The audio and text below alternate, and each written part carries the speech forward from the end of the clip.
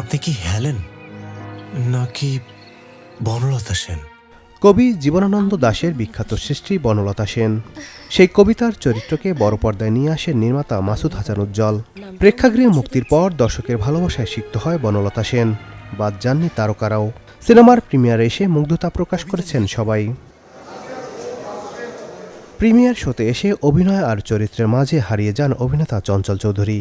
বলেন, এমন নির্মাণ যেন ভিন্ন রকম তৃপ্তি।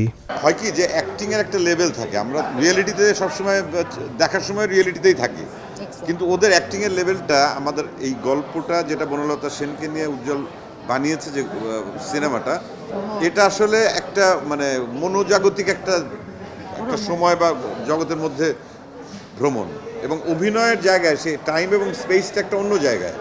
সেখানে ওদের যে অভিনয় মনে হচ্ছিল যে ওরা অন্য কোনো জগতে, ওদের যে ক্যারেক্টারাইজেশন, ওদের যে এক্সপ্রেশন, ওদের যে ডায়লগ ডেলিভারি, মনে হচ্ছে যে ওরা সেই স্পেসটাকে ওরা ধরেছে একদম। এবং এই 2 ঘন্টা কত মোটামুটি 2 ঘন্টা 16 মিনিট, এবং ঘোরের মধ্যে থেকে দেখলাম, ঘোরের মধ্যে ঢুকে গেলাম। এবং বনলতা সেনে একদিকে যেমন মুগ্ধ অভিনেতা শহীদুজ্জামান সেলিম, তেমনি সিনেমাটির চরিত্রগুলো আলাদা নজর কেড়েছে বলে জানান অভিনেত্রী রোজি সিদ্দিকী। এই ছবিটা দেখার পরে আমরা এখানে কিন্তু সকলে বসে আছি, মানে ভালো লাগার যে ঘোরটা, এই ঘোরটা কাটছে না একদম।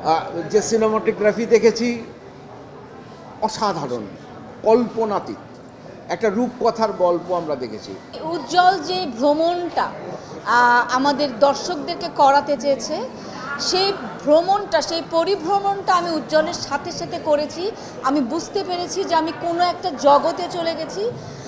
আমার ওখান থেকে ফিরে আসতে অনেক সময় আমি অনেকক্ষণ বাইরে এসে দাঁড়িয়েছিলাম যে আসলে কি দেখলাম, কি এটা এটা কিছু বই আছে যে পড়ে আপনি সাথে সাথে বলে দিতে পারেন বইটা এরকম, কিছু বই আছে পড়ে আপনার সারা রাত ঘুম হারাম হয়ে যায়, আপনার বলার ভাষা থাকে না।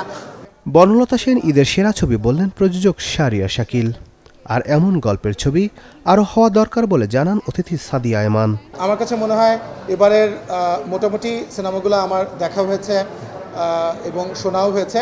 আমি বলবো যে এই ঈদের বেস্ট সিনেমা এটা আমি একদম মন থেকেই বলছি। এরকম ছবি আমি উজ্জ্বল ভাইকে বলেছি, ভাইয়া প্লিজ আপনি সিনেমা বানান, এরকম আর্ট ফিল্ম আমাদের বাংলাদেশে হওয়া দরকার, এরকম দেখতে চাই। বিকজ আমাদের মানে আমার বয়সী যারা, হয়তো আমি নিজেও সত্যি কথা বলতে বনলতা সেন কবিতাটা পড়িনি, বাট আমার কাছে মনে হচ্ছিল পুরো সিনেমা জুড়ে আমি জার্নি করেছি। জীবনানন্দ দাশের জীবনে বৌদ্ধ দর্শনের গভীর প্রভাব ছিল। রূপসী বাংলার কবি জীবনানন্দ দাশকে আবারও খুঁজে পাওয়ার সিনেমা বনলতা সেন।